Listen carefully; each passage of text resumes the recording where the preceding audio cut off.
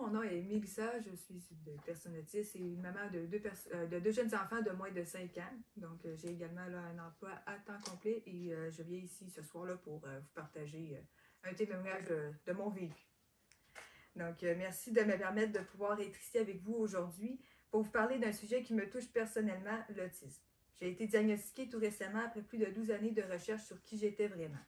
Je me sentais différente sur qui j'étais, comment je me sentais, pour ce que je ressentais, comment je voyais la vie ou comment mes relations sociales se passaient, etc. J'éprouvais des difficultés là où la majorité échouait et j'échouais là où la majorité réussissait.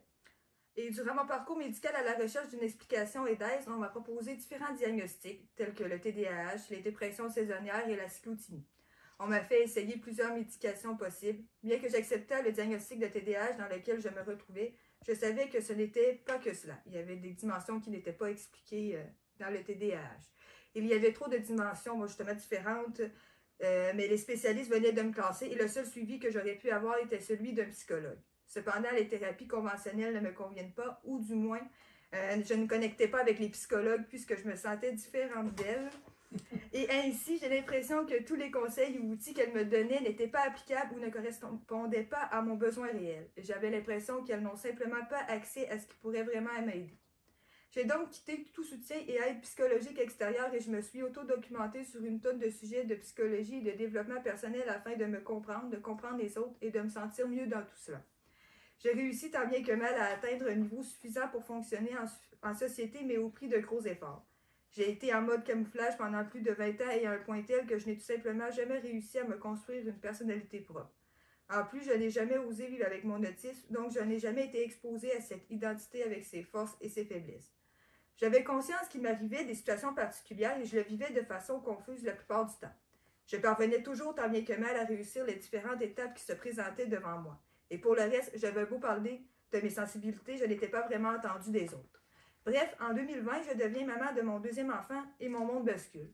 Le mince équilibre qui me permettait de survivre venait de basculer. Tout à coup, avec toutes les nouvelles exigences qui s'imposaient à moi, mes particularités autistiques refaisaient toute surface. Je n'étais plus capable de passer en mode camouflage comme avant. Je me demandais ce qui m'arrivait.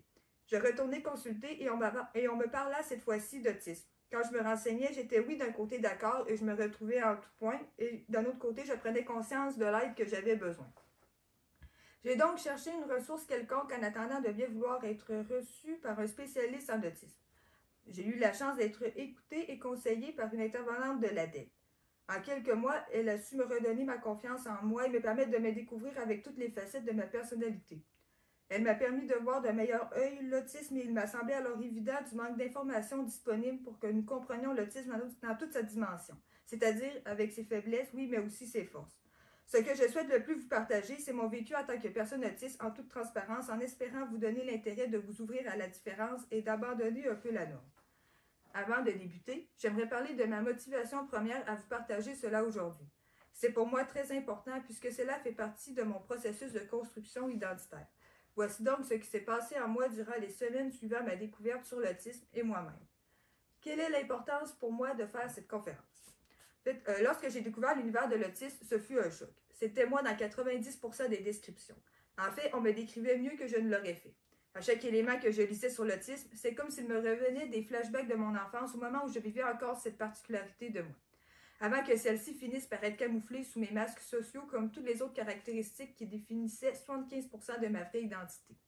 Si bien qu'à un moment donné, je le voyais, ce petit personnage enfermé dans une prison au fond de moi-même qui me criait de le laisser libre, de le laisser vivre. Mais je lui demandais de se taire et l'ignorait. C'était ce 75% de moi-même à qui je parlais. Toute ma vie, je me forçais à me répéter que ma sensibilité et mes particularités n'étaient qu'un fruit de mon imagination ou étaient mauvais et que je devais à tout prix cesser d'être comme ceci ou cela. Tout à coup, à force de révélations de vérité sur qui j'étais, je me devais d'admettre que j'avais raison tout ce temps. J'entendais vraiment des bruits que d'autres personnes n'ont. J'avais une intuition et une sensibilité différentes. J'avais des capacités et des qualités différentes et des valeurs, etc. Je me rappelais telle fois ou telle interaction et je m'expliquais tout ce que je n'avais jamais pu. Pour une fois, tout prenait du sens dans ma tête. Les morceaux de casse-tête apparaissaient devant moi et il ne me restait plus qu'à les assembler pour voir le résultat final, c'est-à-dire qui je suis vraiment. À force de découverte et de vérité, une image apparut dans ma tête. Et elle était très réaliste. Je revis ce petit personnage que j'avais enfermé et oublié dans sa prison. Il était toujours là, et dès qu'il vit que je lui prêtais attention, il se remit à crier de le libérer. Cette fois, je ne pouvais pas l'éviter. C'était lui qui détenait toute la vérité que j'ai toujours cherchée. Il avait toutes les réponses à mes questions. Mais ce personnage était aussi dangereux pour moi car il me faisait paraître différente et rendait mes interactions sociales difficiles. Je savais que je devais le libérer, mais je savais aussi que dès l'instant où il viendrait me rejoindre, plus rien ne serait facile, plus rien ne serait comme avant. Je devrais affronter ce que j'étais à chercher à cacher. Un bon jour, je le libérai. Il fallait le faire. Je n'avais plus l'énergie ni la capacité de le cacher. Je devais trouver mon identité, comme Peter Pan devait retrouver son nom. Et croyez-le pas, le 75% de mon identité est revenu habiter ma personne. Tout à coup, les petits sons m'étaient insupportables. Je rencontrais des difficultés que je n'avais pas avant, comme le traitement de l'information, soit, mettons, exemple, traiter plusieurs tâches en même temps, une mauvaise gestion des émotions et de l'anxiété, des difficultés d'interaction sociale et de communication. J'avais de la difficulté à regarder dans les yeux, où j'arrivais pas à décoder aussi bien les sous-entendus ou les zones grises. C'était comme je pensais, je devrais faire une sorte de rééducation. N'étant suivi par aucun professionnel de la santé spécialisé dans l'autisme, j'étais donc à nouveau seule dans mon cheminement. J'ai eu de longues discussions avec ce personnage que je nommais mon enfant intérieur. J'avais vraiment l'impression qu'il était resté un enfant, car j'étais probablement un enfant au moment où je l'avais enfermé. C'était comme s'il avait encore, je ne sais pas, bon, peut-être entre 6 et 8 ans, mais j'ai 33 ans aujourd'hui. Donc, je me devais d'aller le prendre par la main et de faire le chemin avec lui, des étapes de ma vie qu'il aurait dû vivre, de m'éduquer correctement et de reprendre des bons choix de vie, en tenant compte de ce 75% de ma personnalité. Beaucoup de changements eurent lieu, mais je fus récompensée positivement. J'ai déménagé en campagne et j'en ressens les bénéfices sur mon bien-être. Je ne regrette pas. J'ai changé de département à mon travail et pour le mieux, maintenant je suis vraiment à la place et j'ai un patron très conciliant avec moi. Je me suis éloignée de certaines personnes, mais je cerne mieux maintenant quel type de personnes je devrais fréquenter. Et cela ne fait qu'un an que j'ai débuté le premier changement. Une des discussions que je devais avoir avec mon enfant intérieur était de lui demander pardon. Étant une personne qui écrit beaucoup mieux qu'elle ne parle, ne serait-ce que pour la structure du texte, je décidai d'écrire une lettre de pardon à ce personnage qui était en fait moi. Je me demandais donc pardon de ne pas m'avoir fait confiance et de m'avoir fait souffrir pendant 25 années de ma vie environ. Ce jour-là, je me fis une promesse, d'être honnête envers moi-même, d'accepter qui je suis en entièreté et ne laisser aucune parcelle de moi derrière. J'aime mieux avancer en boitant et être moi-même à 100% que de marcher droit en souffrant pour avoir l'air d'être comme tout le monde et pour ne ralentir personne. Ceux qui voudront bien prendre le temps de marcher à mon rythme pourront me fréquenter. Ce jour-là, je m'ai promis de m'aimer pour toujours. J'ai décidé de vous partager cette lettre. Je l'ai fait d'une part pour moi, pour ce petit enfant intérieur que j'ai abandonné si longtemps, mais aussi pour tous ceux et celles qui auront à se réconcilier avec eux-mêmes comme je l'ai fait, car ce n'est pas une étape facile dans la vie. Toutefois, il y a une chose qui est sûre, c'est que ça vaut vraiment la peine de le faire. Donc, voici la petite lettre. Pardonne-moi, toi, petit enfant intérieur que j'ai négligé au fil des années. Étant une partie de moi, j'étais la seule personne qui pouvait te protéger, t'aimer, qui le devait. Pardonne-moi car j'ai priorisé l'amour que je portais aux autres et l'importance de leur jugement avant toi, qui tu es et ce dont tu as toujours eu besoin. Pardonne-moi car malgré tes appels à l'aide, malgré tes avertissements, j'ai préféré écouter la voix de l'unanimité, la voix qui était la forte, jusqu'à ne plus t'entendre du tout. Pardonne-moi de ne pas t'avoir accepté malgré le fait que toi, tu acceptais chaque partie de mon être au détriment du regard de mon entourage qui avait déjà tiré le bon du mauvais en moi. Pardonne-moi de t'avoir laissé dans le noir les yeux bandés afin que tu ne puisses voir la vie et t'en faire ta propre opinion. J'avais si peur de sortir du moule et je crains davantage les jugements des autres que les miens. Pardonne-moi, petit enfant intérieur, de t'avoir privé de la vie, de l'amour, du plaisir, de ta santé, car je croyais que tu étais l'intrus. Pardonne-moi d'avoir volé des années de ta vie, de t'avoir emprisonné, de t'avoir maltraité, blessé, oublié, dénigré, et avoir même pensé que tu étais fou, que tu étais ma folie intérieure. Toi, moi, petit enfant intérieur bien particulier, qui avait ses envies, ses rêves, ses besoins, qui m'auraient rendue heureuse bien avant si je t'avais écouté et laissé vivre. Je te demande sincèrement pardon pour tout ce que je t'ai fait, et je te promets une chose, je ne laisserai plus jamais personne te faire du mal, et je t'aimerai pour le reste de ma vie, quel qu'en soit le prix à payer. C'est donc justement ce petit enfant intérieur que je vous présente aujourd'hui, que j'ai essayé de cacher si longtemps. Il est primordial pour moi de l'accueillir dans ma vie, et pour cela, je dois le présenter au monde. Je vous partagerai donc mon vécu sur les thèmes suivants, soit le camouflage social, mon hypersensibilité, mes mouvements répétitifs, mes intérêts restreints, ainsi que mes difficultés de communication dans mes interactions sociales. J'aborderai également un peu la différence que je ressens au niveau des valeurs. Avant de commencer, j'aimerais prendre le temps de vous mettre dans un certain état d'esprit. Tout n'est qu'une question de perspective. Le résultat de quelque chose ne l'est que parce que l'on ne veut pas chercher plus loin. Et nous pouvons inclure dans ces résultats la finalité d'une réflexion poussant à un jugement ou un comportement pouvant être dicté entre autres par des idées préconçues. Il ne faut pas s'arrêter à ce qu'on connaît déjà, il faut s'intéresser à ce que nous ignorons, et pour cela, il faut s'ouvrir à l'inconnu, à la différence. Il est intéressant d'être capable de remettre en perspective des notions ou des éléments, car nous avons tendance à se référer automatiquement à la norme, alors que lorsqu'il s'agit de neurodiversité, la norme vient justement un peu compliquer le tout. Donc ici, je vais vous parler du camouflage social par rapport à moi, à mon vécu. Et puis en fait, c'est ce qui m'a sauvé longtemps.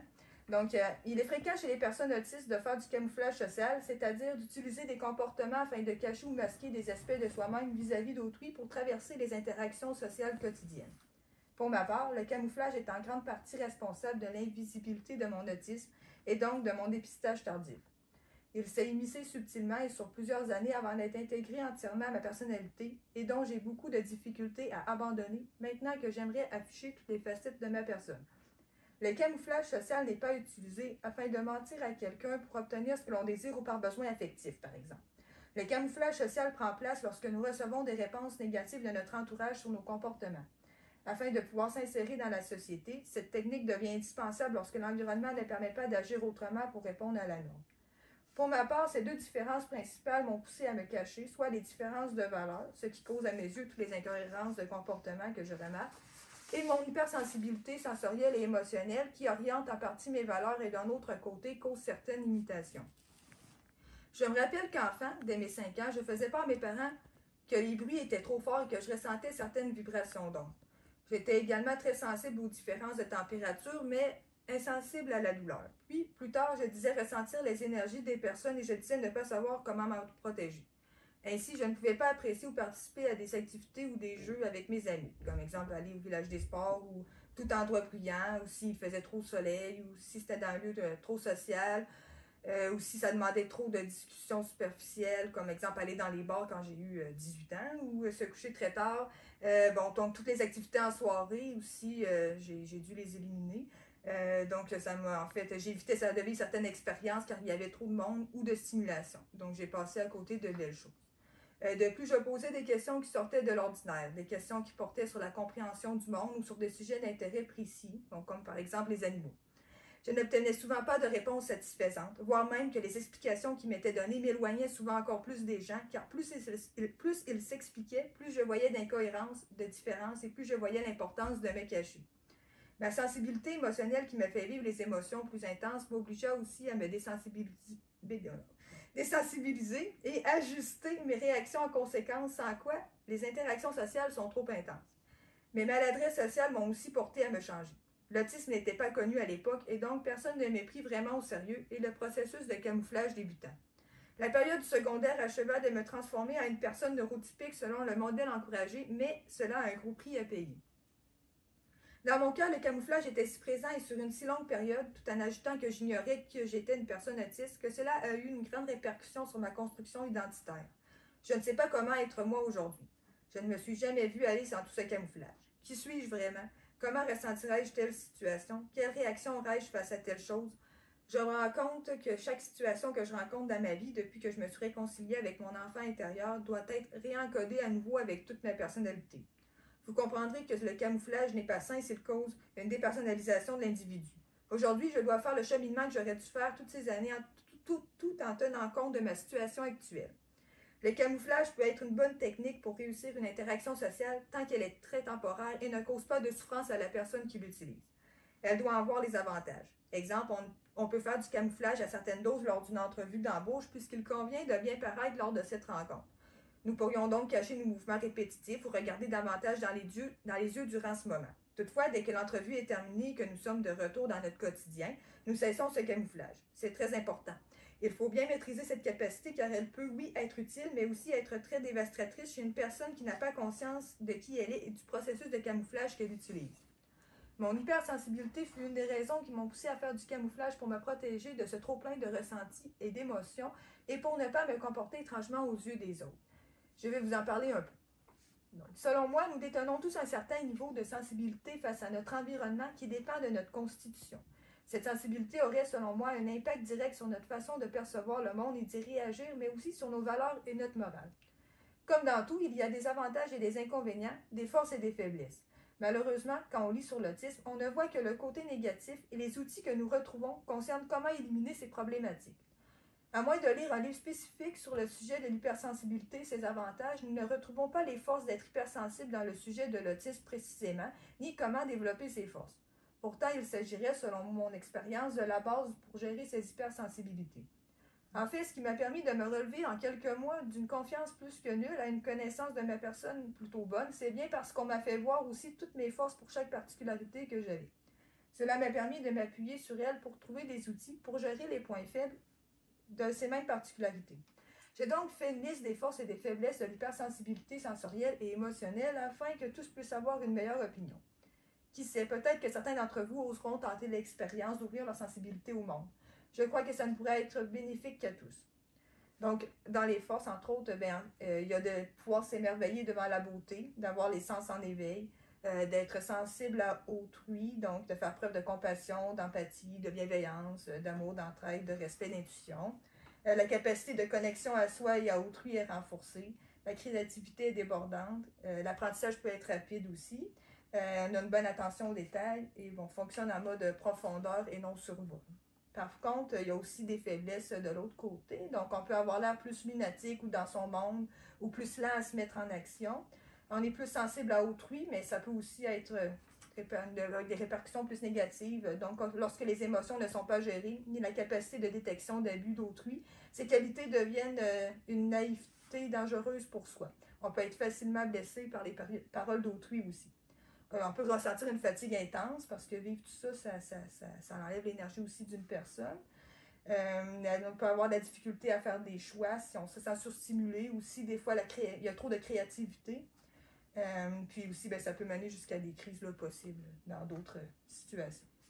Donc, aussi, je vous laisse savoir que si en fait on s'amuse à jouer avec les perspectives de point de vue, comme je vous disais dans l'introduction, on pourrait se dire que les forces et les faiblesses énumérées ci-dessus le sont donc uniquement dans la société actuelle qui constitue notre environnement de vie et qui a établi une norme à respecter pour bien s'insérer. Il est certain que si notre société serait différente, alors les forces et les faiblesses ne seraient plus les mêmes et elles ne se situeraient plus nécessairement dans la même catégorie. Ce que je veux dire, c'est que ce qui en fait une force ou une faiblesse actuelle, ce n'est que sa comparaison face à la norme et son succès à s'insérer dans la société. Ainsi, chaque force peut devenir une faiblesse et vice-versa. Pour moi, ces petites distinctions sont importantes car elles me permettent de garder à l'esprit que dans chaque personne, il y a des forces et des faiblesses et que chaque mode de fonctionnement comprend des avantages et des inconvénients. Cela me permet de relativiser, de faire preuve d'indulgence et d'ouverture d'esprit face aux autres, mais aussi face à moi-même. La sensibilité de mes sens me permettrait une capacité de concentration très intense, d'entrer dans ce que j'appelle un mode hyper-focus, de ressentir plus intensément l'environnement ou la tâche à effectuer et de l'exécuter toujours avec cette même intensité. J'atteins une vitesse d'exécution élevée avec peu d'erreurs commises. Cela me permet d'optimiser tout mon potentiel puisque mes forces et mes capacités sont à leur maximum. Cela explique en partie l'aspect de différence ressenti avec les autres puisque cette intensité de concentration n'est pas monnaie courante. Je l'ai bien remarqué et au fil des années, je me suis déconnectée de cette capacité pour tenter de faire comme tout le monde afin de ne pas trop attirer l'attention ou ne pas déranger les gens. C'est ça aussi le camouflage social. Mais sans pouvoir accéder à cet état de concentration, je reviens dans des résultats moyens ou en dessous. Je ne peux être et faire selon mon mode de fonctionnement, donc il y a peu de chances que je fasse bien les choses. Je vois vraiment une grosse différence de performance entre les deux lorsque je peux être moi-même et lorsque je suis contrainte à devoir passer dans un autre mode de fonctionnement. Et oui, j'ai tenté toute ma vie quand même de passer dans ce monde neurotypique au détriment de ma santé, mais je n'ai pas réussi. Alors aujourd'hui, je tente de vivre sous mon mode de fonctionnement tout en arrivant à gérer mon quotidien et bien me comporter en société, mais cela nécessite du développement personnel constant et une discipline permanente orientée dans ce sens. En fait, je considère que j'ai 3 emplois à temps plein. Mon vrai emploi, mes enfants et mon développement personnel. Juste pour arriver à bien gérer tous les aspects de mon bien-être, cela me prend environ 2 heures par jour, que ce soit pour faire du sport, pour mon hyperactivité, de la méditation, de l'écriture pour écrire mes pensées et gérer mes émotions, mes intérêts restreints qui me ressourcent, relever des défis personnels comme la gestion d'une sensibilité ou tenter de travailler le mode multitâche ou ma concentration, par exemple. Je dois aussi toujours revenir sur certains aspects sociaux ou interactions vécues pour apprendre d'elles. Lorsque je suis en mode de fonctionnement neurotypique, je suis en mode apprentissage et application de cet apprentissage. C'est certain alors que mes comportements ou sujets de discussion ou encore mes façons d'interagir paraissent étranges un peu. Mais je n'ai pas le choix si je veux comprendre. comme vous aujourd'hui qui êtes prêt à m'écouter parler pendant 2 heures, car c'est la seule façon de comprendre une personne, l'écouter. Moi, c'est ce que j'ai demandé toute ma vie, de pouvoir rencontrer des personnes pouvant faire preuve d'autant d'ouverture à communiquer leur état profond, qui ils sont réellement et ce qui les motive, mais je me suis rendu compte que ce n'était pas vraiment un sujet dont on pouvait parler. La plupart des gens, soit ne sont même pas au courant vraiment comment ils fonctionnent eux-mêmes et donc ressentent une certaine confusion face à mes questions, soit ne s'acceptent pas suffisamment comme ils sont et tombent sur la défensive ou bien sont timides face à ces sujets qu'ils réservent aux personnes très proches d'eux. Pour eux, ils voient cela comme une marque d'intimité alors que pour moi, ce sont des informations essentielles à la compréhension d'un monde qui m'est étranger. Sinon, je me dis qu'il ne faut pas se surprendre que j'agisse différemment. Ma sensibilité émotionnelle aussi apporte du positif. Grâce à elle, je suis une personne qui est sensible à l'état émotionnel des autres. J'ai tellement de compassion jumelée à un désir d'aider et de faire les bonnes choses, selon mes valeurs, que ça peut être soit une force ou une faiblesse. En fait, tout dépend de la personne avec qui je suis ou du pouvoir que j'ai sur mes émotions. Si je suis en présence d'une bonne personne qui aura les mêmes valeurs que moi, je pourrai alors me montrer tel que je suis, c'est-à-dire empli de compassion, de bienveillance et d'amour. Mais je dois apprendre à me protéger des personnes qui pourraient abuser de mes qualités, car cela peut inversement me nuire énormément et devenir une véritable faiblesse. J'ai longtemps cru à une bonté universelle chez les gens. Je pensais vraiment que la société, c'était là pour le bien des gens. Ici, je parle vraiment de ce qu'on ressent dans le cœur, pas de bien matériel, financier ou sécuritaire. Je parle de permettre une cohésion parfaite entre soi, autrui et l'environnement. C'est, selon moi, ce qui devrait être notre principal objectif de vie à tous les jours. Et je ne vous cacherai pas toute ma déception en début d'âge adulte lorsque je me suis rendu compte que ce n'était pas le cas et que le monde était tourné sur le capitalisme et l'individualisme. J'en ai fait une dépression durant 1 an pour me remettre de tout ce que je constatais chez l'humain qui m'apparaissait comme méchant, insensible, illogique face à mes valeurs et qui ne marchait pas avec mon mode de fonctionnement non plus. Bref, je ne savais pas où me situer dans la société. Naturellement, j'avais envie de donner mon amour à tout le monde qui le méritait selon moi, mais en même temps, c'était mal perçu, alors on me demandait par conséquent d'ajuster cette sensibilité à un niveau plus bas. Je remarquais quand même qu'ils avaient aussi leur façon de parler d'amour et de le démontrer. Je devais donc me renseigner et appliquer les concepts que j'apprendrais. Entre-temps, chaque interaction qui me demandera cet ajustement me causera un certain niveau d'inconfort et d'anxiété puisque je ne saurai jamais si j'applique correctement la théorie, c'est-à-dire que je perçois correctement leur façon de percevoir l'amour et que mes comportements seront ajustés en conséquence. Voici un parfait exemple de camouflage social qui s'immisce subtilement d'année en année. Ma sensibilité émotionnelle me donne une très bonne intuition et empathie. Cela me permet de me connecter à autrui et de capter ses émotions, états ou ressentis. Parfois que je rentre dans une pièce, mon état émotionnel change d'un coup car je suis comme une éponge. D'un côté, je peux mieux interagir avec autrui de façon intuitive et positive, mais pour cela, il faut que les autres détiennent aussi une sensibilité à mon bien-être pour que la relation soit juste. Toutefois, dans la société dans laquelle nous vivons, la sensibilité émotionnelle n'est pas encouragée réellement. Et c'est là le revers de la médaille. J'ai tendance à donner plus que je ne reçois et ayant un sentiment de relation injuste, je préfère ne pas en avoir. Je suis une personne facilement manipulable par ma naïveté et ma compassion. Je suis un peu dépendante du bien-être émotionnel d'autrui puisque son énergie qu'il dégage a un impact direct sur comment je me sens.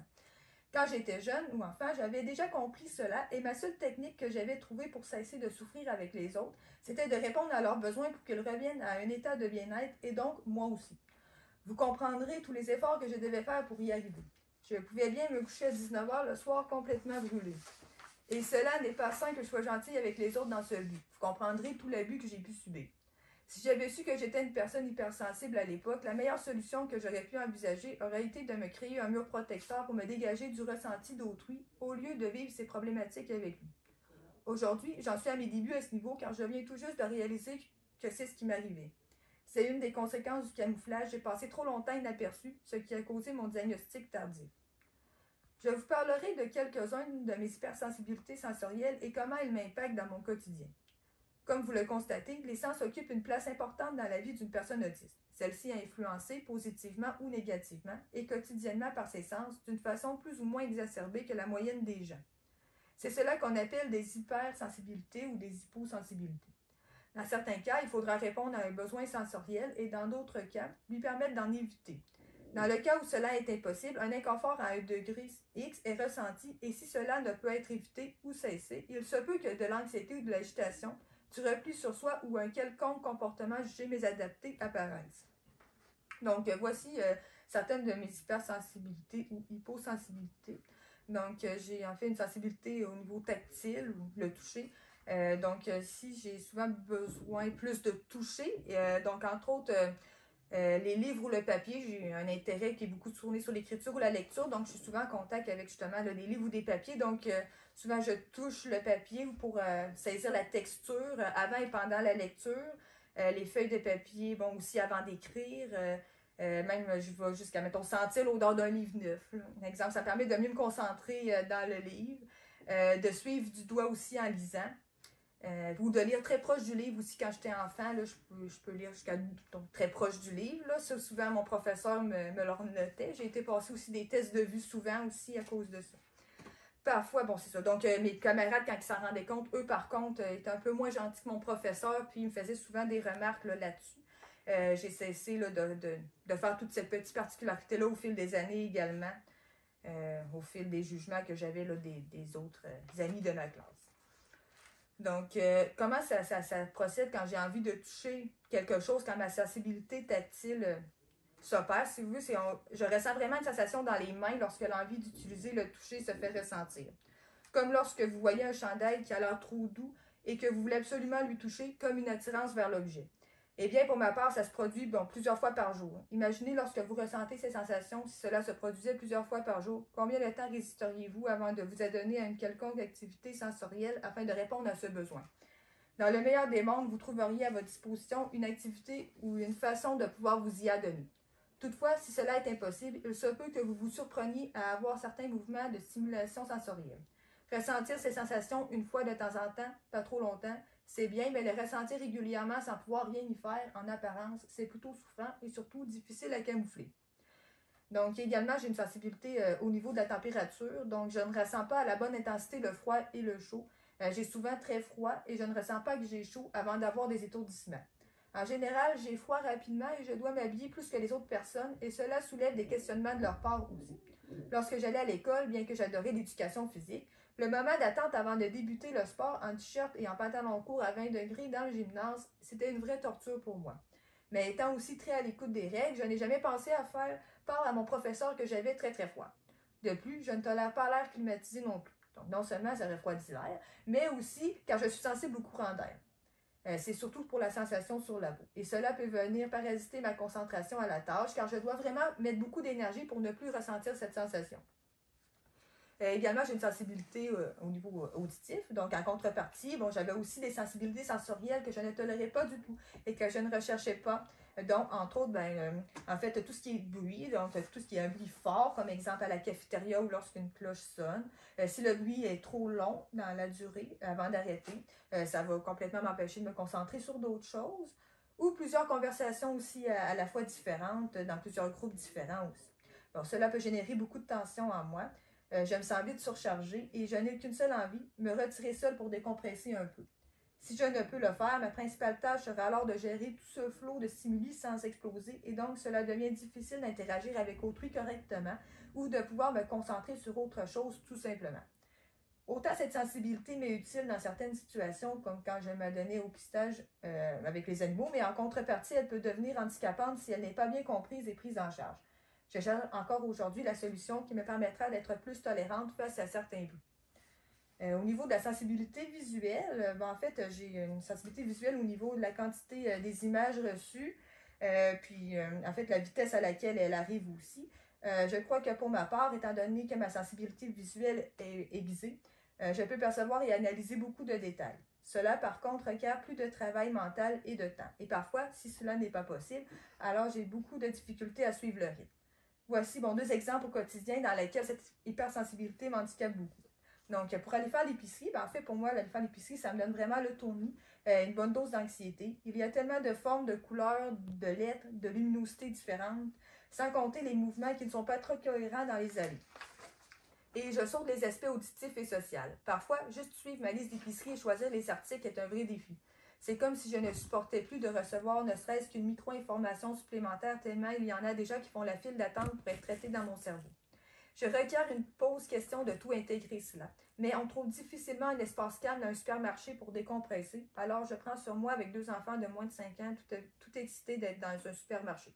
Je n'ai jamais réussi à passer mon permis de conduire non plus. J'ai passé la partie théorique, j'avais débuté aussi les cours pratiques et compagnie. Mais l'anxiété et le sentiment de ne pas avoir le contrôle étaient si forts que cela me rendait la pratique si désagréable, voire intolérable. Ça en était presque non sécuritaire de conduire dans un tel état. Il y avait la présence du professeur de conduite, qui ne cesse de parler de tout et de rien tout en te donnant des conseils en même temps que tu conduis. C'était trop. Et à l'époque, j'ignorais que j'étais une personne autiste. Mais au niveau visuel, c'était vraiment la vitesse du véhicule et donc des images qui défilent qui étaient beaucoup trop rapides. J'ai vraiment l'impression que je n'arrive pas à traiter les informations de mon environnement et cela me fait douter de ma capacité à conduire de façon sécuritaire. Je trouve important aussi de vous partager les côtés positifs de cette sensibilité visuelle qui permet cette concentration en hyperfocus. J'ai besoin de percevoir visuellement des concepts, des séquences, des pensées, de l'abstrait, entre autres, si je veux être en mesure de pouvoir écouter, de recevoir de l'information et transmettre, soit communiquer de l'information. Cela me permet de faire les connexions nécessaires mentalement pour interpréter, mémoriser, comparer, analyser et choisir la réponse adéquate. Que ce soit lors d'une interaction ou pour comprendre la fonction de mon poste au travail, il faut que je puisse m'imaginer le tout. Et si je suis incapable d'y arriver, je vais poser des questions afin d'obtenir plus de précision jusqu'à pouvoir me le figurer mentalement. Parfois, certains concepts sont tellement abstraits qu'il est difficile d'obtenir les réponses nécessaires et donc j'éprouve certaines difficultés à bien traiter et agir. C'est à ce moment, entre autres, que mes questions paraissent étranges, déplacées ou hors contexte. Pourquoi? Je pense que c'est une technique choisie par mon cerveau pour mieux intégrer les informations. Les images, qui passent par le visuel, sont reconnues pour être une excellente façon d'assimiler ces informations et facilitent son accès futur. Il peut même être plus facile de créer des liens complexes entre divers éléments en combinant différentes images, donc différents concepts. Ainsi, cela augmente le potentiel d'un individu et devient une force à ne pas négliger. C'est pour cela que l'utilisation d'objets ou de vidéos, par exemple, est une bonne façon de me créer des images. Je crois que ces représentations aident beaucoup à ma créativité qui est une de mes forces. Je pense que j'ai cette capacité de combiner plusieurs images ensemble. Toutefois, cette demande coûte en énergie, concentration et demande également une préparation mentale afin d'être en mesure de pouvoir faire ça. Et ça se fait seul dans mon cas, d'où la pensée que je suis dans ma bulle. C'est de cela que je parle quand je souhaite un environnement adapté pour me permettre d'être moi. À ce moment, quand je suis capable de me connecter suffisamment à mon mental et que j'ai réussi à combiner ces images ensemble, cela peut créer des concepts plus complexes et donc permettre un résultat original, des belles découvertes, des solutions jamais envisagées et une analyse poussée du sujet.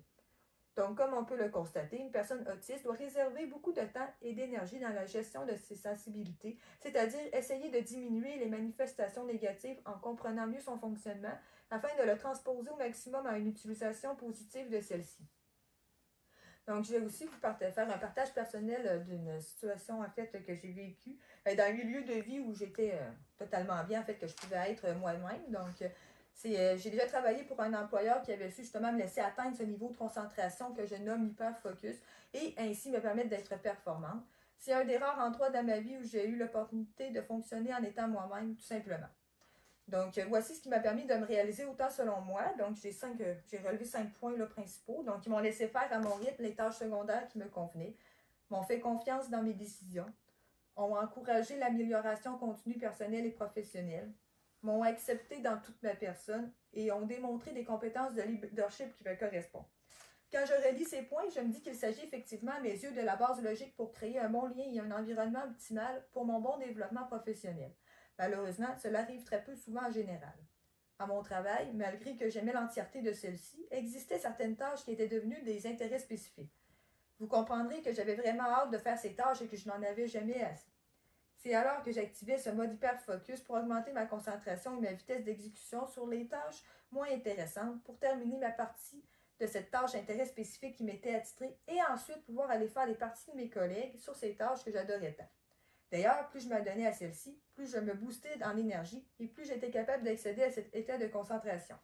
D'ailleurs, j'arrive encore difficilement à saisir comment j'y parviens puisque ça se fait naturellement. Ce qui est intéressant, c'est que j'ai remarqué que les tâches que je sélectionnais comme tâches intérêt spécifiques étaient reliées à l'exécution des mouvements répétitifs dont je vous parlerai bientôt. Les mouvements répétitifs que je fais me permettent d'atteindre l'état d'hyperfocus. Voici spécifiquement ce qui m'a permis d'être moi dans l'exécution de mon travail. Bon, donc, quand il me laisse faire à mon rythme les tâches qui me convenaient, donc lorsque j'ai pris suffisamment de vitesse pour effectuer mon travail bien avant le temps convenu, on ne me bloquait pas quand je voulais aller aider mes collègues sur ces tâches intérêts spécifiques que j'aimais. Et ils n'avaient aucune conscience du bien que ça me procurait ni que j'étais une personne autiste. Pour eux, c'était juste naturel et ils remarquaient que, eh bien, c'était efficace aussi pour l'entreprise, donc ils me laissaient faire. Et pourquoi pas? Je pouvais donc me concentrer à ma façon en effectuant une tâche que j'aimais et qui me boostait en énergie. C'était efficace et merveilleux. Donc, aussi, également, ils m'ont fait confiance dans mes décisions. Donc, on s'entend que pour laisser un employé libre de cette façon, il faut lui faire confiance, même si ça sort du cadre ordinaire. Mon employeur était très ouvert à l'innovation et aux nouvelles idées. Pour lui, c'était important de favoriser l'autonomie de l'individu et pour cela, il faut également faire confiance. Peut-être aidé par mon analyse logique, je pris quand même mes décisions au regard du bien de l'entreprise et tenais aussi en compte des priorités à exécuter, mais s'il existait une priorité avant ma tâche d'intérêt spécifique, elle était terminée en moins de 2. À un moment, j'ai accepté de participer à un projet pour le département de la formation aux employés. Voici ce que mon employeur m'a dit lorsque j'ai accepté le projet et que nous en avons discuté. Très bien, bon, maintenant, retourne à ton bureau, réfléchis comment tu vas t'y prendre concernant le projet de formation et reviens me voir après. Je tiens à vous dire que je n'ai aucune formation ni expérience en la matière. Il n'y a pas une meilleure marque de confiance. J'avais donc besoin d'entrer encore dans cet état de concentration pour planifier le tout et c'était reparti. Également, donc, ils ont encouragé l'amélioration continue et démontré des compétences de leadership qui me correspondent. En fait, les supérieurs que j'avais dégageaient tout ce qu'on attend d'un bon leader à mes yeux. Il faut être une personne solide, de confiance, intelligent, logique, équitable et honnête pour qui la communication était importante. Bien sûr, chaque patron croit correspondre à ses valeurs selon sa perception. Je peux donc dire que mes supérieurs avaient une vision des valeurs au travail similaire aux miennes. Pareillement pour moi, je me sentais à l'aise et le lien de confiance se bâtit. Je passais d'un projet à l'autre, d'un remplacement à l'autre, et je leur faisais confiance que même si je me trompais, que je ne perdais pas de valeur à leurs yeux, et qu'ils étaient là, confiants, solides, et qu'ils possédaient une grande connaissance de l'entreprise et du travail, qu'ils sauraient me faire grandir pour que je parvienne à réaliser la tâche que je ne réussissais pas. À certains endroits, soit on te retire la tâche, soit on te sermonne sur ton erreur, ou bien on te répète toujours la même procédure sans essayer quelque chose de nouveau. Ce n'est pas très efficace chez moi, mis à part me faire beaucoup d'anxiété. Je suis devenue une meilleure employée, mais également une meilleure personne car ils avaient une façon très pédagogique de te faire grandir au sein de l'entreprise. Ils visaient l'autonomie, et quand tu apprends par toi-même en cherchant tes propres réponses, tu passes du statut de celui qui apprend à celui qui détient la connaissance. Chez moi, étant beaucoup tourné sur l'auto-apprentissage et l'autonomie, j'ai saisi chaque opportunité alors qu'autrement, je n'aurais jamais osé bouger de ma chaise ni dire un mot. Donc, ils ont aussi accepté toute ma personne. Oui, d'un côté, j'avais de grandes forces telles qu'une grande capacité de mémorisation d'informations et une grande rapidité d'exécution, mais j'avais aussi des petites particularités avec lesquelles ils ont su bien jongler. J'ai à quelques reprises manqué de tact envers mes collègues de travail. Ils n'ont pas hésité à m'en parler, mais ce fut toujours de façon constructive. J'avais aussi la manie de toujours me toucher les cheveux. Ils ne m'en ont jamais parlé de façon négative. Je parle et pense très vite aussi, et au lieu de trouver cela agaçant et de le montrer ou de m'éviter, ils allégeaient la situation en parlant de mon petit hamster qui court vite. J'étais une personne qui ne parlait que très peu aussi, ou que de travail uniquement, et ils respectaient cela sans me tenir à part pour autant. J'ai constaté alors qu'en fait, ce qui m'a permis de diminuer mes limitations ou mon sentiment de différence, c'est davantage la bonne attitude de mes supérieurs qui étaient en phase avec ce dont j'avais besoin. Ce que je veux démontrer, c'est que dans mon cas, les personnes côtoyées et l'environnement de travail importaient davantage que la capacité à exécuter le travail. Ainsi, il ne faut pas croire que les personnes autistes ont toutes des limitations qui ne les rendant pas aptes à réussir quelque chose. Chacun a ses propres limites, bien entendu, comme les personnes neurotypiques également ont leurs propres limites. Toutefois, je trouverais dommage que nous refusions un emploi, par exemple, à une personne autiste en se basant sur ses incapacités au lieu de se demander ce que nous pouvons faire pour modifier ce qui les cause. Ce que je veux dire dans mon exemple, c'est vraiment le lien de confiance qui était en premier plan et qui m'a permis d'être très bonne. Je n'ai jamais été vue par mes particularités négatives ni limitée par celles-ci. Ils m'ont accompagnée à travers ces difficultés et donc ce qui en est ressorti était davantage les points positifs. Ces points positifs que j'ai énumérés dans mon exemple permettent d'accéder à cet état d'hyperfocalisation et donc de débloquer toutes mes compétences et forces. Mes limitations étaient toujours présentes à l'extérieur de ce travail. Je redevenais Mélissa avec ses particularités puisque les autres personnes rencontrées et l'environnement mal adapté les faisaient ressurgir. Il faut comprendre ici qu'il faut cesser de demander aux autres de s'adapter à nous ou de se demander comment on peut faire pour que l'autre s'adapte à nous. À la place, nous devrions nous demander ce que nous pouvons faire pour s'adapter à l'autre. Et si chacun de nous fait son propre bout de chemin, alors chacun aura sa place. Dans mon cas, en étant moi-même, je n'ai brimé absolument personne et je n'ai pas obligé qui que ce soit à se changer pour moi. Il faut cesser de croire que notre propre liberté sera brimée si nous permettons cette même liberté à quelqu'un de différent. Au contraire, peut-être que cet autre individu qui sera libre d'être lui, justement, sera tellement performant dans son quotidien et reconnaissant envers toi qu'il te rendra service. Et ça, ce type de relation et ces façons d'être me correspondent beaucoup plus. Partant de mon vécu personnel, je vais maintenant vous partager mon vécu sur 2 caractéristiques propres à l'autisme. Comment cela fonctionne chez moi, à quoi cela sert-il. Ainsi, à travers la dimension sensorielle, je vous parlerai des mouvements répétitifs et des intérêts restreints. Et donc, je peux convenir que d'un point de vue extérieur, voir une personne s'adonner à une série de mouvements répétitifs pour se calmer ou se désennuyer peut paraître étrange. J'avoue que beaucoup de comportements socio-neurotypiques paraissent étranges à mes yeux, alors je peux comprendre. Je me rappelle qu'enfant, soit avant le secondaire, mes mouvements répétitifs que j'avais étaient présents.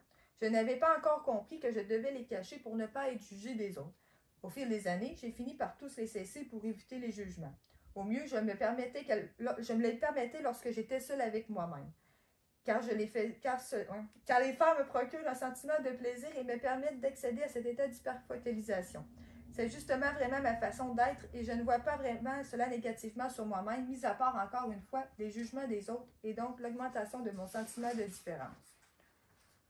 Ce qui est plus négatif, c'est quand je ne peux faire mes mouvements répétitifs dans les contextes où je me les interdis.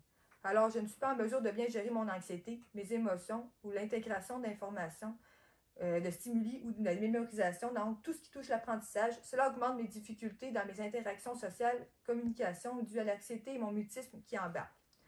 Donc, il faut apprendre quand même à pouvoir soit fonctionner sans ou soit accepter d'en faire quelques-uns dans les contextes où on se l'interdit. Bon, exemple, dans un souper de famille, maintenant, j'hésite pas à me toucher les cheveux, bon, jusqu'à une certaine limite, me bouger les mains subtilement ou marcher dans les pièces si le besoin s'en fait ressentir. Et je me sens maintenant à l'aise d'expliquer les raisons qui me poussent à faire cela si jamais quelqu'un fait un commentaire. Je vis bien avec ceux-ci maintenant. Ainsi, je limite les répercussions négatives et conserve les avantages que j'ai énumérés juste avant. J'ai repris les hyper ou les hyposensibilités qui m'affectent le plus au quotidien. Il s'agit surtout de mouvements associés à mon hypersensibilité tactile. J'ai l'impression que le tactile est mon sens dominant.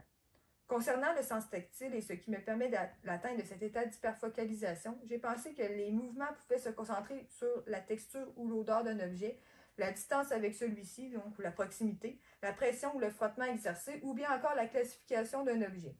Quand on se renseigne davantage sur l'utilité de chacun, on se rend compte qu'il n'y a pas juste des inconvénients et j'essaie d'intégrer les avantages au maximum dans mon quotidien.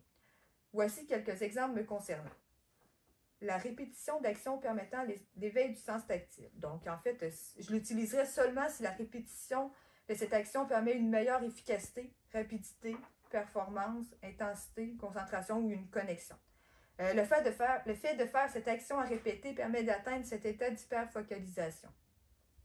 Je peux vous donner quelques exemples de mouvements répétitifs et les raisons pour lesquelles je les ai adoptés au courant de ma vie. Lorsque je veux accéder à des informations dans ma mémoire, donc c'est plus difficile, je frotte mes doigts comme si je voulais toucher aux mots, les matérialiser, comme si la dimension tactile essayait de se réveiller pour m'aider à accéder à un niveau supérieur pour récupérer cette information. C'est automatique et ce n'est qu'en m'observant attentivement que j'ai remarqué ça. Pourtant, je me demande quel potentiel se cacherait si j'arrivais à inclure le côté tactile dans ce processus. Et si cet état de concentration supérieure peut être activé par le toucher, pouvons-nous consciemment l'utiliser pour augmenter la performance d'une personne? Et que c'était d'ailleurs ce dont les personnes comme moi avaient besoin pour bien fonctionner. Il est certainement vrai que les sens jouent un rôle primordial de ce côté dans ma vie. Je frotte également mes doigts très près de mes yeux. Je frotte mes mains rapidement. Donc, mouvement classique observé chez les personnes autistes. Pourquoi je fais ça? En fait, ce n'est pas pour apaiser mon anxiété directement. Non, l'anxiété est causée car je ne peux pas vivre sur le bon niveau de sensibilité. C'est donc sûr que oui, si j'atteins la possibilité d'être sur le bon niveau, l'anxiété va diminuer. Et cela peut être apaisé par les mouvements répétitifs. Il y a ici une énorme différence de perception à mes yeux. Si les gens pouvaient comprendre cette différence, cela donnerait un autre angle de vue sur les mouvements répétitifs. Il y a également un intéressant dont je voulais vous partager. Ça s'additionne du fait que j'aime entrer en profondeur dans un sujet, une tâche, une réflexion ou une discussion. Voilà donc mon point de vue sur cette caractéristique qui représente les personnes autistes, comme si en font, dit ou pensent trop. Eh bien, pour moi, ce n'est pas trop, c'est juste au bon niveau, sur la bonne fréquence, et tout ce que je souhaite, c'est rencontrer d'autres personnes qui peuvent ou veulent communiquer de la même façon ou du moins qui s'y intéressent. Ce lien permet donc de faire le pont avec les intérêts spécifiques où l'intensité de la concentration et l'attention aux détails sont un prérequis pour pouvoir s'adonner à un intérêt dit de façon spécifique. D'ailleurs, ce n'est pas tout le monde qui a la chance de pouvoir s'adonner à un intérêt ou découvrir un sujet aussi passionnément qu'une personne hypersensible. Malheureusement, dans une société où tout va vite et où il faut aller à l'essentiel, ces façons de faire ne sont pas encouragées. Malgré qu'il soit vrai que parfois nous devons agir rapidement et survoler beaucoup d'informations, mais en d'autres cas, il peut s'avérer plus utile d'utiliser la méthode en fait dit pense trop, car cela permet de trouver des solutions qui n'auraient pu être envisagées, et ces solutions ont sûrement plus de chances d'être durables. Un partage de nos forces ici aussi permettrait d'être efficace sur plusieurs facettes différentes. Revenons-en aux intérêts spécifiques.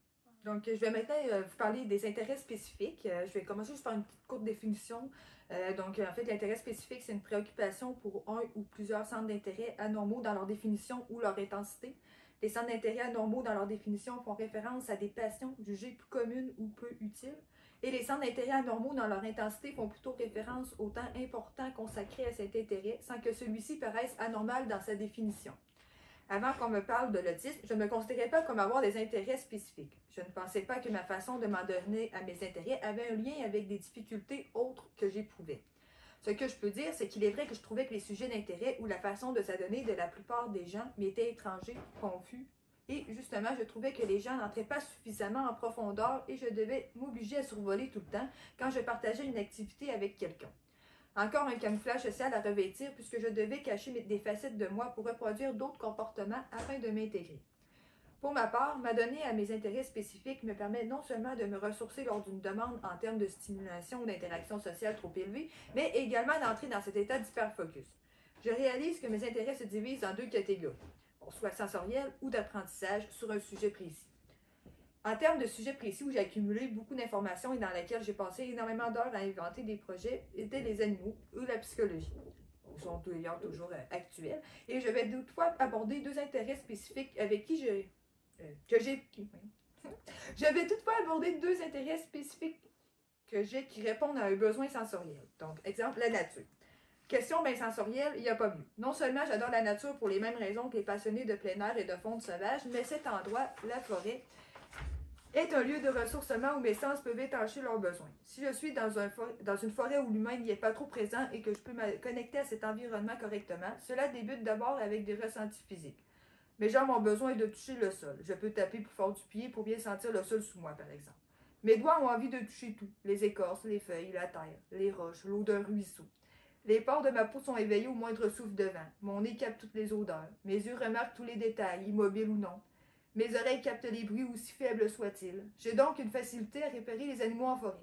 Le pistage a déjà été un intérêt spécifique chez moi justement car cette activité requiert l'éveil des sens pour bien réussir. Donc cela comblait un besoin et j'étais bonne, donc cela augmentait aussi ma confiance en moi et ma persévérance dans l'activité. De plus, j'ai accumulé beaucoup de connaissances sur le sujet. Depuis que j'ai 5-6 ans que j'écoute des documentaires sur les animaux. En deuxième point aussi, j'ai eu une période où j'ai beaucoup aimé les arts martiaux.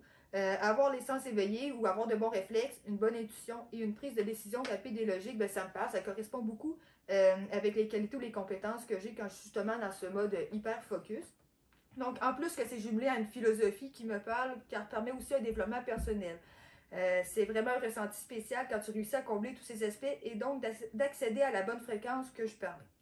J'en ai fait l'expérience encore une fois, dans les moments où je devais faire quelque chose de difficile pour moi, alors qu'avant j'ignorais l'autisme et mon fonctionnement et subissais cet événement difficile de plein fouet. Maintenant, je me réserve un moment pour ces intérêts spécifiques.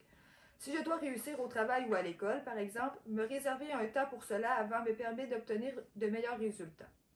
Alors pourquoi empêcher quelqu'un de le faire? Et pourquoi ne pas encourager en permettant à un individu autiste tel qu'un employé ou un étudiant de pouvoir s'adonner à ces moments pour optimiser son apprentissage ou augmenter son rendement?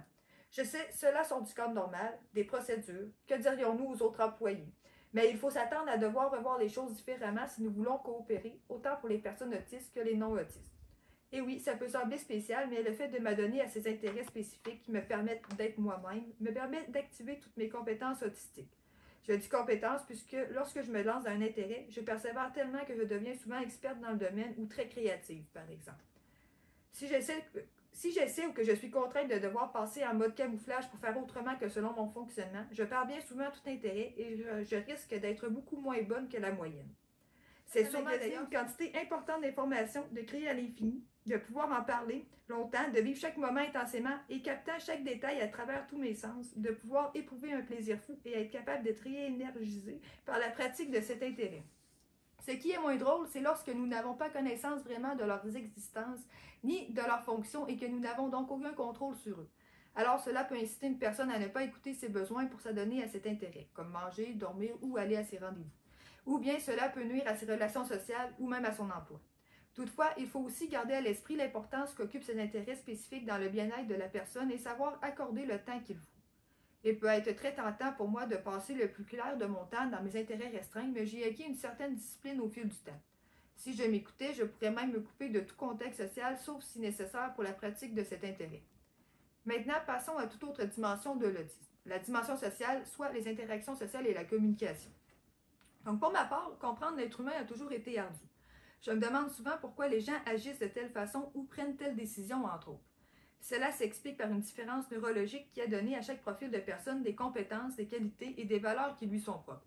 Ce sont sur ces points principaux que se base le succès d'une bonne communication et de bonnes interactions sociales. On dit souvent des personnes autistes qu'elles ont de la difficulté à comprendre les codes sociaux, le non-verbal et les sous-entendus, par exemple. On dit qu'ils répondent en manquant de tact, avec une intonation particulière ou en version monologue, ou alors on trouve qu'ils sont trop renfermés dans leur bulle et qu'ils sont réticents à communiquer. C'est aussi mon cas, mais je ne crois pas que cela s'explique seulement par une constitution neurologique différente, mais aussi par une différence d'interprétation des valeurs. Rappelons-nous, tout n'est qu'une question de perspective. Je vous partagerai mes difficultés dans les deux sphères sociales, soit la communication et les interactions sociales, et ce qui, selon moi, les causes et ce qui m'aiderait à les améliorer. Donc, les interactions sociales.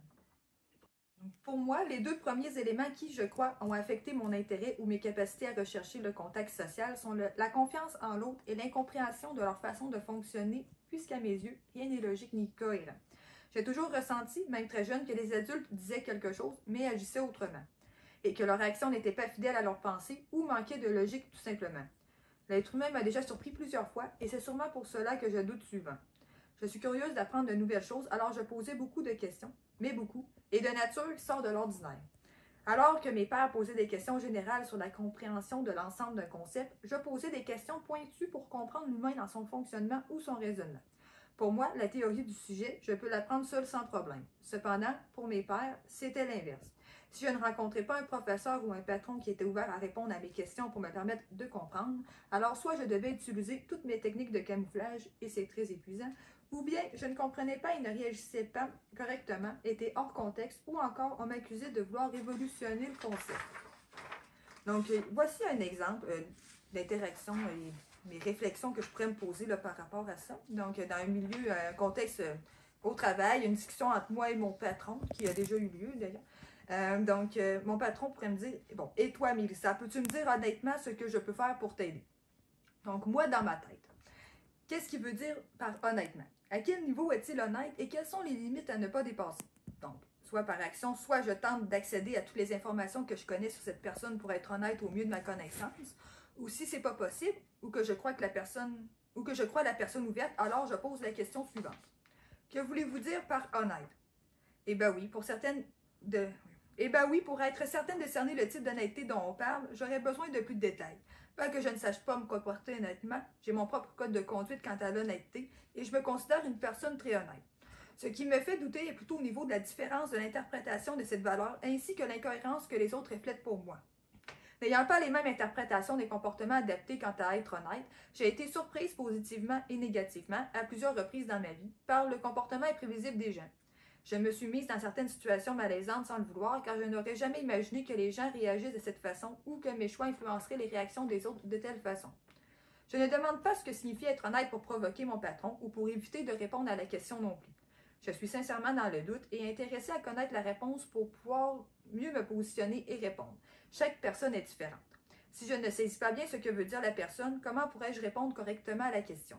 Comment pourrais-je être certaine que l'autre personne m'ait comprise?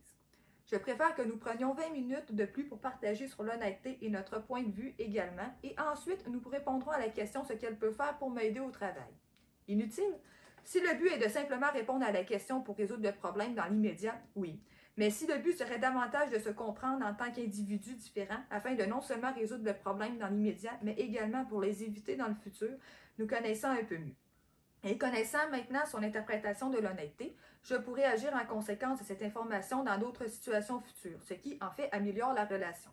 Je crois donc que la deuxième option tient compte d'un meilleur niveau de conscience au niveau de la qualité d'interaction sociale en termes de valeur, tandis que la première répond mieux aux normes ou codes établis. La deuxième est plus longue à exécuter car requiert une récolte d'informations et une discussion plus longue, ainsi qu'un investissement personnel plus important, tandis que le premier moins. Et c'est là que j'ai besoin de cerner jusqu'à quel niveau je peux rester moi-même et quelle partie de moi je dois adapter ou camoufler pour agir comme la première option afin de m'insérer dans la société. C'est primordial pour moi si je veux ajuster mon comportement adéquatement, car en fait, une des choses dont j'ai horreur est de mal agir et blesser quelqu'un. Prendre le temps de me répondre est donc très utile et apprécié. Maintenant, transposer cela dans 90% des interactions sociales. Ça fait beaucoup d'informations à intégrer à la fin de la journée juste pour comprendre l'intention des gens et comment je peux y réagir. Et ce, sans compter le fait que j'ai une grande attention aux détails, donc j'ai également beaucoup d'informations visuelles à gérer. Dans ces cas-là, si je sens me poser beaucoup de questions, prendre du temps pour réfléchir ou bien avoir besoin d'un peu de temps pour moi, je crois que c'est juste normal. De prime abord, je suis une personne très réservée et polie. J'ai rarement fait mauvaise impression. C'est normal, je ne parle pas et ne fais rien. La plupart du temps, on apprécie ma discrétion. En fait, je suis plutôt en mode observatrice très longtemps avant de parler, car j'essaie de cerner le niveau de transparence que je peux avoir et ainsi ajuster mon camouflage en conséquence. Tant que je ne suis pas certaine, je ne parlerai pas.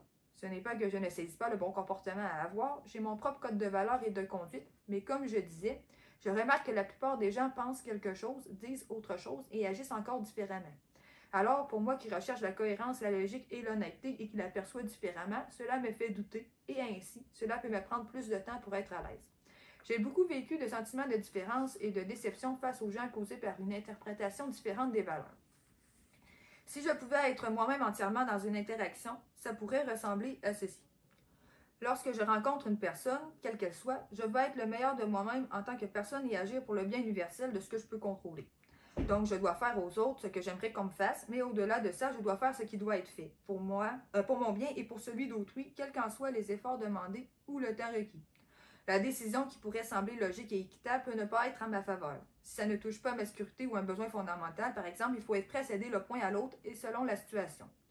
Si une personne a mal, bon, je peux la supporter dans sa douleur. Si une personne pleure, je peux l'écouter. Si une personne a besoin de quoi que ce soit que je possède, que je peux lui donner, je ne vois pas pourquoi je ne pourrais pas lui en partager un peu, tant que ça ne m'impacte pas. Je n'ai pas le sens de l'appât du gain ou de la valeur de l'argent. Le don de soi est pour moi quelque chose que j'offrirai à toute personne qui le mérite. Je ne juge pas les gens par leur métier, statut, compte bancaire, compte Instagram, le physique ou la nationalité. Je juge les gens par leur cœur, leurs bonnes actions, leur bagage de vie, car c'est un barème que je saisis très bien et qui me permet de bien me comporter. J'ai les qualités requises pour être une bonne personne. Je trouve alors que tous ces codes de conduite, ces règles, ces cadres pour se comporter sont exagérés et illogiques la plupart du temps. Au lieu de faire des actions qu'on ne sait pas pourquoi on le fait ni son utilité, mais qu'on nous a répété 100 fois enfin de le faire, mieux vaudrait faire des actions en fonction de ses valeurs et de faire le bien autour de soi réellement.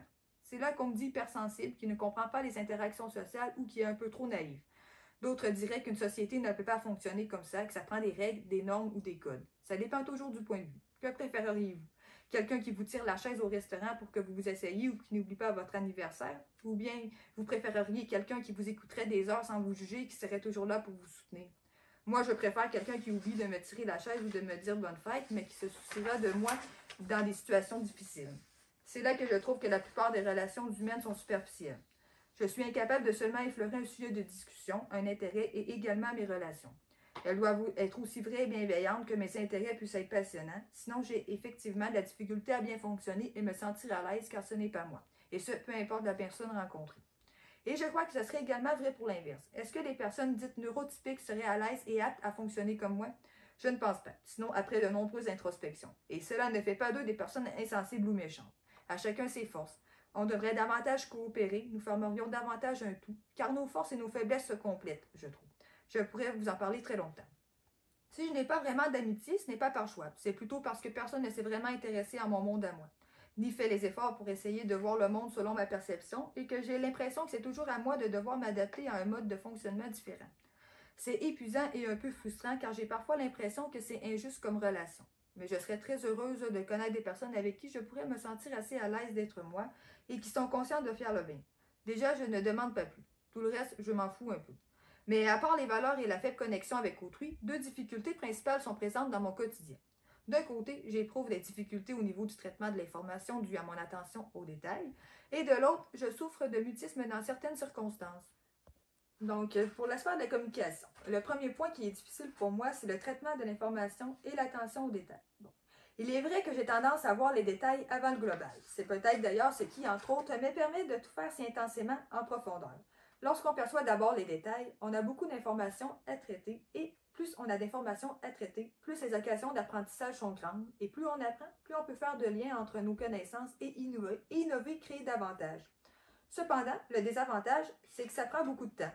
Ainsi, dans des situations où on doit prendre une décision plus rapidement, cela peut devenir problématique pour une personne qui n'arrive pas à passer au mode global plus rapidement. Inversement, les personnes dites neurotypiques traitent généralement le global avant les détails. Cela leur permet de prendre action rapidement avec moins de détails pris en compte. Cela leur permet certes d'avancer rapidement, mais les décisions étant moins réfléchies, le risque qu'elles comportent des erreurs ou des illogismes, par exemple, augmente. Dans ces cas, les solutions sont un peu moins durables également. À mes yeux, si je ne fais pas preuve d'ouverture d'esprit, c'est avancer dans le chaos, l'incertitude et en se fermant les yeux devant les erreurs à venir. Et cela, oui, engendre de l'anxiété. En gros, alors que la plupart des gens voient d'abord un sapin, puis chaque branche, puis les détails du tronc, moi, je vois les détails du tronc. Une fois ces détails, et il y en a assimilés, je passe aux branches et aux feuilles avec mes sens qui demandent beaucoup de stimulation et ma sensibilité, puis je finis par me dire que c'est un bel arbre. Et en quoi ça me nuit dans les communications, me demanderez-vous? Quand on parle d'un arbre, cette différence n'est pas si grave. Mais quand il s'agit de fonctionner dans une société qui vit sur un rythme ultra rapide, c'est vraiment une difficulté et c'est là que ça devient un trou. Lorsque j'ai beaucoup de détails qui arrivent en même temps, je peux tellement être surchargée que j'arrive difficilement à parler, tout simplement. Comme si je n'avais plus assez d'énergie ni de concentration pour effectuer cette tâche. Ce n'est jamais par méchanceté. Il faut donc comprendre que c'est l'environnement rigide, soit la société qui impose un rythme rapide, qui occasionne une surcharge due à un traitement de l'information axé sur les détails, qui n'est pas un trouble en soi, mais une façon de fonctionner. Toutefois, il y a des avantages à avoir une bonne attention aux détails, comme dans certains emplois où relever des erreurs, la non-conformité entre deux produits, du contrôle de la qualité. Et il faut vraiment que nous ne nous arrêtions pas seulement à ce que l'attention aux détails nuit chez une personne, mais également ce qu'elle peut lui apporter de bon. Lorsque la personne maîtrisera ce côté d'elle, elle pourra vraiment voir son potentiel, augmenter sa confiance en elle et mettre à profit cette belle compétence. Le deuxième point qui me nuit beaucoup dans les communications, les interactions, c'est le mutisme. Nous avons parlé des valeurs, des difficultés reliées au traitement de l'information, mais il y a aussi, en fait, cette particularité qui me touche dans le quotidien, le mutisme. Pour ma part, cela s'applique lors de certaines interactions sociales, dépendamment du sujet, du contexte, de l'environnement, de la personne et de mon humeur, ou de mon énergie aussi. Ce n'est pas un refus de parler, c'est une incapacité à le faire, autant mentalement que physiquement. Comment je me sens dans ces situations? Je résumerais cela à une paralysie des fonctions permettant de parler, que ce soit les fonctions au niveau cérébral, que les parties du corps permettant de parler, telles que la bouche, la langue, la mâchoire, le cou, et même le torse et les bras sont tendus. Mentalement, je suis vraiment confuse. Je cherche mes mots. Il ne me vient aucune idée de sujet de conversation. J'ai de la difficulté à penser et j'essaie de comprendre ce qu'il m'arrive en même temps tout en suivant la discussion. Dans ces moments, je me sens très mal physiquement et mentalement. Je suis quand même déçue par le fait de ne pas parvenir à parler. L'anxiété et les réponses impulsives peuvent survenir si on remarque et qu'on me force à en parler ou à parler. Il faut donc respecter mon incapacité ou proposer de l'aide en douceur. Quand j'étais enfant, je détestais aller chez le médecin. Lorsqu'on abordait le sujet ou que je devais lui parler lors d'un rendez-vous, je n'y arrivais pas. Je n'avais pas le temps d'établir le lien de confiance que j'avais besoin, sans compter la proximité, donc par exemple les examens physiques. Je faisais tellement d'anxiété que lorsque j'étais enfant, je me débattais avec les infirmières, puis lorsque j'ai compris que c'était interdit, je tombais dans mon mutisme jusqu'à perdre conscience. Au moment où de mon intégration dans un CPE, lorsque j'avais environ 2 ans, ce fut tout simplement impossible. Non seulement c'était la crise à chaque matin pour ne pas y aller, mais en plus, une fois là-bas, je ne disais pas un mot et refusais d'interagir avec les enfants ou les adultes. Je refusais même de manger tellement les stimulations et l'anxiété étaient grandes, et j'étais très jeune. En groupe, je suis incapable de parler, même si ce sont tous des amis ou de la famille. Je voudrais vraiment pouvoir leur raconter ma fin de semaine ou donner mon opinion sur le film. On parle ici juste de sujets généraux, mais pour moi, c'est impossible. Cela est très demandant d'arriver à sortir une phrase ou à aller chercher de l'information dans ma mémoire. Souvent, le mutisme embarque pour me bloquer de dire quelque chose qui pourrait blesser, que ce soit à cause du sujet ou de mes valeurs, et que je sens qu'il y aura une différence.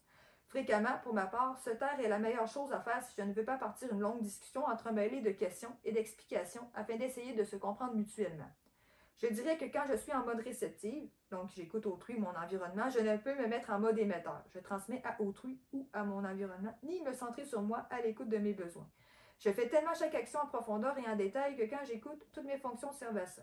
Inversement, lorsque je me concentre sur moi, je ne suis pas tournée vers les autres ou lorsque je transmets de l'information, je peux parler vite et entrer dans ce qu'on appelle un monologue. D'ailleurs, c'est bien ça qui est particulier. Si j'étais avec chacune des personnes de ce groupe en individuel, je pourrais leur parler de moi longtemps et de façon très transparente. Je trouve qu'il y a, une fois de plus, trop de données à analyser pour être en mesure de m'insérer dans la discussion, sans compter le fait que j'hésite souvent si ce que je pense est la bonne chose. À ce moment, soit je ne parle pas, ou soit je fais du camouflage social en répondant à ce que j'ai appris à répondre sans vraiment en comprendre le sens. Aujourd'hui, je tente de ne plus trop faire de camouflage et ainsi espérer que ce qui cause mon mutisme disparaîtra petit à petit. Le monde de l'autisme peut paraître complexe à déchiffrer. Dites-vous que ce n'est sûrement autant pour vous de me comprendre que moi de vous comprendre. Nous devons tous les deux quitter notre propre mode de pensée, de fonctionnement, d'être, pour voir la réalité d'une autre façon. Cela demande du travail sur soi constant car pour arriver à accueillir la neurodiversité, quelle qu'elle soit, il faut d'abord s'aimer soi-même. En s'aimant réellement, sans aucune influence de la société, faire naître en soi des valeurs qui concordent avec l'ouverture d'esprit. Comment peut-on espérer aimer d'autres personnes, neurotypiques ou non, si nous ne nous aimons pas nous-mêmes, si nous ne nous connaissons pas nous-mêmes, ou pour y parvenir, le développement personnel est primordial. Il est certes très important de s'intéresser à autrui pour apprendre à le connaître et l'accepter, mais il est aussi important de s'introspecter et tendre à devenir une meilleure personne. Après, tous auront les qualités nécessaires à un amour plus universel. Pour ma part, c'est le chemin que j'ai choisi d'emprunter, et cela commence avec ce petit enfant intérieur dont je vous ai parlé au début de ma présentation. Déjà, après avoir parlé de lui durant toute cette présentation, je sens un peu plus d'amour en moi et pour lui, et aussi un peu plus pour chacun d'entre vous. J'espère sincèrement que ce témoignage vous aura fait découvrir et aimer un aspect de la neurodivergence et j'espère également inciter d'autres personnes comme moi à parler d'elle afin que nous puissions tous mieux nous comprendre. Merci.